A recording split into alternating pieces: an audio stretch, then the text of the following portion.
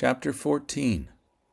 Now after 2 days was the Passover and unleavened bread, and the high priests and the scribes were seeking how they might deceitfully take him and put him to death. But they said, Not on the feast, lest there be unrest among the people. And he, being in Bethany, in the house of Simon the leper, as he was reclining, there came a woman having an alabaster box of ointment, of pure nard, that was costly. And she broke open the box and poured it on his head. And there were some that were angry in themselves and said, What was the need to waste this ointment? For it might have been sold for more than 300 denarii and been given to the poor. And they scolded her. But Jesus said, Leave her alone. Why do you cause her trouble? She has done something good for me. For you shall always have the poor with you. And whenever you desire, you may do something good for them, but you will not always have me. What she could do, she did. She has come beforehand to anoint my body for the burial. I tell you with certainty, wherever this gospel shall be preached throughout the whole world, this also that she has done shall be spoken of in her remembrance. And Judas Iscariot, one of the 12, went away to the chief priests to betray him to them. When they heard that, they were glad, and promised that they would give him money. And he sought how he might conveniently betray him. And on the first day of unleavened bread, when they killed the Passover, his disciples said to him, Where do you want us to go and prepare, that you may eat the Passover? And he sent out 2 of his disciples, and said to them, Go into the city, and you will meet a man carrying a pitcher of water. Follow him. And whenever he goes in, say to the master of the house, The teacher asks, Where is the chamber where I shall eat the Passover with my disciples? And he will show you a large furnished upper room made ready. Prepare for us there. And his disciples went out and came to the city, and found as he had told them, and they prepared the Passover. And coming in the evening, he came with the 12. And as they were reclining and eating, Jesus said, With certainty I tell you that one of you who is eating with me shall betray me. Now they began to be grieved, and said to him one by one, Is it me? And another, Is it me? But he, replying, said to them, It is one of the 12, who is dipping with me in the platter. Indeed, the Son of Man will go as it has been written about him. But woe to that man by whom the Son of Man is betrayed. It would have been good for him if that man had never been born.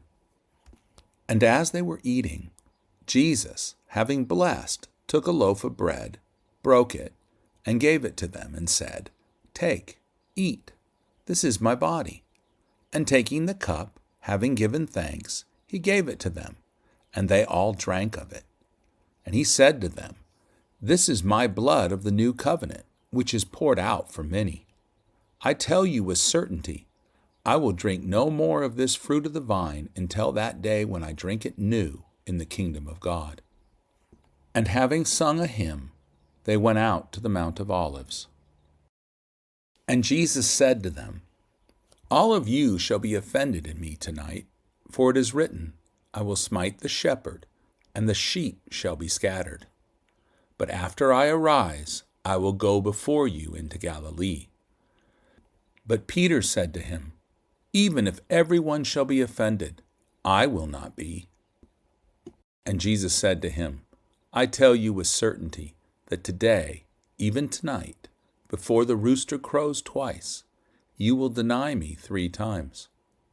But he spoke more insistently, If it is necessary for me to die with you, I will never deny you. In like manner also they all said. And they came into a place called Gethsemane. And he said to his disciples, Sit here while I shall pray. And he took with him Peter, James, and John, and he began to be overwhelmed and in agony, and said unto them, My soul is deeply grieved, even unto death. Remain here and watch. And having gone a little further, he fell down on the ground and prayed that if it were possible the hour might pass from him. And he said, Abba, Father, all things are possible for you. Take away this cup from me, but not what I will, but what you will." And he came and found them sleeping, and said to Peter, "Simon, are you sleeping? Couldn't you watch 1 hour with me? Watch and pray, so that you do not enter into temptation. Surely the spirit is willing, but the flesh is weak." And again he went away and prayed and spoke the same words. And he returned and found them asleep again, for their eyes were heavy, neither did they know what to say to him. And he came the third time and said to them, "Sleep now and take your rest. It is enough. The hour has come. Behold, the Son of Man is delivered into the hands of sinners. Get up, let's go. Behold, he who betrays me approaches."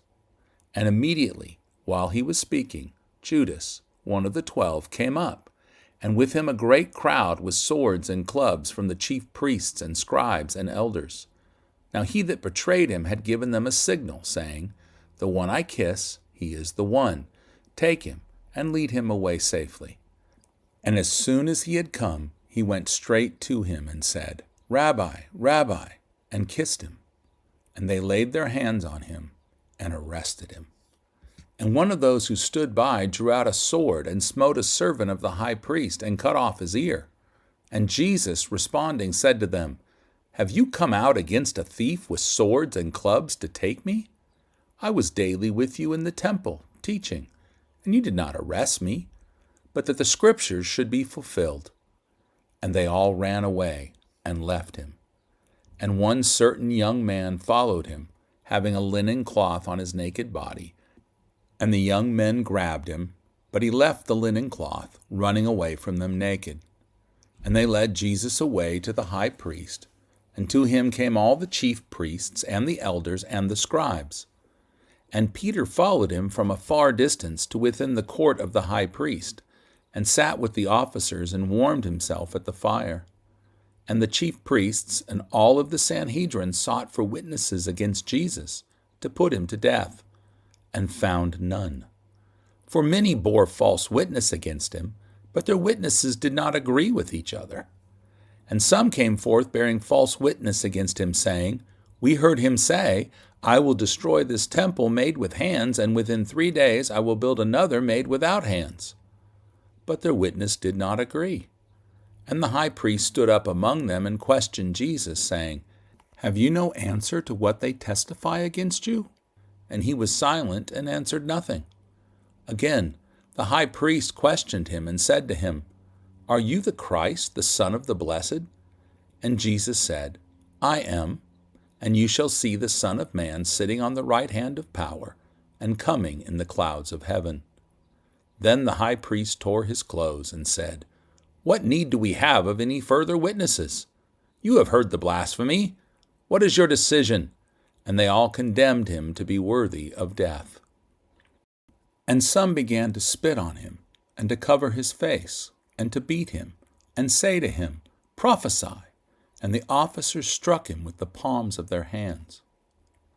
And Peter, being in the court below, there came one of the maids of the high priest, and when she saw Peter warming himself, she looked at him, saying, 'You were also with Jesus the Nazarene.'